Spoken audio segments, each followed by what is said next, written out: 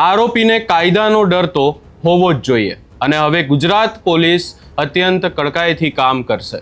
આ શબ્દો છે ડીજીપી GS મલિકના. શું છે સમગ્ર મામલો એની વિગતે ચર્ચા કરીશું. નમસ્કાર, હું છું ઉજ્જવલ અને આપ જોઈ રહ્યા છો નિર્ભય ન્યૂઝ. આણંદ જિલ્લાના વાસદ વિસ્તારમાંથી એક અત્યંત શરમજનક ઘટના સામે આવી કે જ્યાં એક આરોપીએ એક 4.5 વર્ષની માસૂમ બાળકીનું અપહરણ કર્યું અને ત્યારબાદ એની હત્યા કરી દેવામાં આવી. આ આખી ઘટનામાં પોલીસ દ્વારા કડક કાર્યવાહી કરવામાં આવી અને ક્યાંક ને ક્યાંક પોલીસ એન્કાઉન્ટરમાં આરોપીનું મૃત્યુ પણ થયું અને જે પોલીસ કર્મીઓ ઘાયલ થયા એમની મુલાકાતે ડીજીપી GS મલિક અને ડેપ્યુટી CM હર્ષ સંઘવી પહોંચ્યા હતા અને ત્યાંથી તમામ આરોપીઓને એક ચેતવણી પણ આપવામાં આવી છે કે કાયદામાં રહેશો તો ફાયદામાં રહેશો.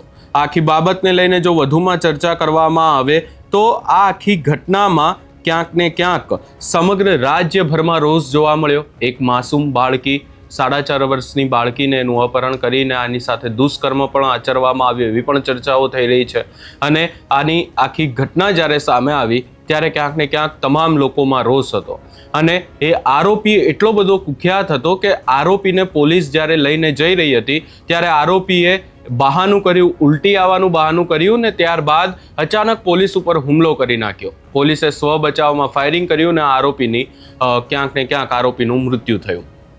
હવે આ આખી ઘટના દરમિયાન ડીજીપી GS મલિક દ્વારા શું કહેવામાં આવી રહ્યું છે એ પણ સાંભળી લઈએ.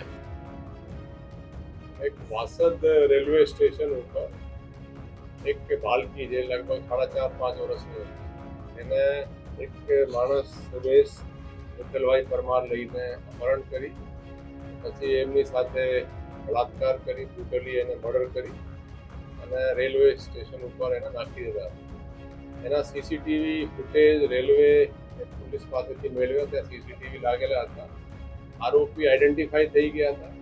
તો એક આપણા જે ટીમ છે આણંદ પોલીસની LCB અને 2 પોલીસવાળા એની સાથે હતા. આણંદ PSI મિસ્ટર રાણા અને 2 પોલીસવાળા જે ASI મહિપાલસિંહ અને કોન્સ્ટેબલ રાજવીરસિંહ એમને લઈને જતા હતા. ત્યારે વચ્ચે લગભગ ગઈકાલે રાત્રે 11:30ની આસપાસ એને કંઈ વોમિટ જેવું એને કીધું. એ જ્યારે ઉતર્યા તો એને અટેક કર્યા ચાકુથી અને ચાકુથી પહેલાં એક અટેક કર્યા, ફરી એને વોર્નિંગ આપી PSI દ્વારા એને પગમાં પણ ગોળી મારી. પછી ફરીથી અટેક કરવા ગયા, એને બીજાને 2 ઘાવ માર્યા. પછી PSI પણ વોર કરવા જતા PSIએ પછી ગોળી ચલાવી અને એનો મૃત્યુ પામેલ છે. જે આરોપી છે સુરેશ વિઠ્ઠલભાઈ પરમાર એ છૂટક મજૂરી કરે છે, પણ એના ઇતિહાસ જોઈએ તો એને અગાઉ પણ એ સિવાય 2 રેપ વિથ મર્ડર કર્યા છે. એ 2020માં એક રેપ વિથ મર્ડરમાં એને અટક કર્યા અને ચાર્જશીટ કર્યા અને 5 વર્ષ સુધી એ જેલમાં રહ્યા, પણ પુરાવાના અભાવે હતા. પછી ફરીથી એને એક લેટકારોને થોડું કાયદાનો અને પોલીસનો થોડું વીક હોવી જોઈએ આ રીતેની પોલીસ કાર્યવાહી કરી રહી છે.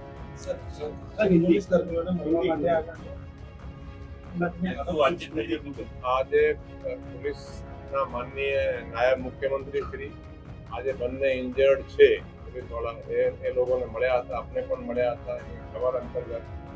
અત્યારે બંને અહીંયા હોસ્પિટલમાં છે પણ હાલે આઉટ ઓફ ડેન્જર છે. અહીંયા સ્પષ્ટ સંદેશ આપી દેવામાં આવ્યો છે કે આરોપીઓની સામે હવે પોલીસ કડકથી કડક કાર્યવાહી કરશે. નરાધમ સુરેશ પરમાર એ સામાન્ય અપરાધી નહોતો, પરંતુ આજે આખી બાબત સામે આવી એને લઈને જો વાત કરવામાં આવે તો અલગ અલગ રેપ કેસમાં એ આરોપી રહી ચૂક્યો છે અને એના લઈને જ ક્યાંક ને ક્યાંક લોકોમાં રોષ હતો અને એનું એન્કાઉન્ટર પણ થયું. આ આખી ઘટનાને લઈને અને હવે ખાસ કરીને જે ડીજીપી દ્વારા વાત કરવામાં આવી છે એને લઈ તમારો શું અભિપ્રાય છે એ અમને કમેન્ટ કરી જરૂર જણાવશો ને અમારી ચેનલ નિર્ભય ન્યૂઝને લાઇક, શેર, સબસ્ક્રાઈબ કરવાનું ભૂલશો નહીં.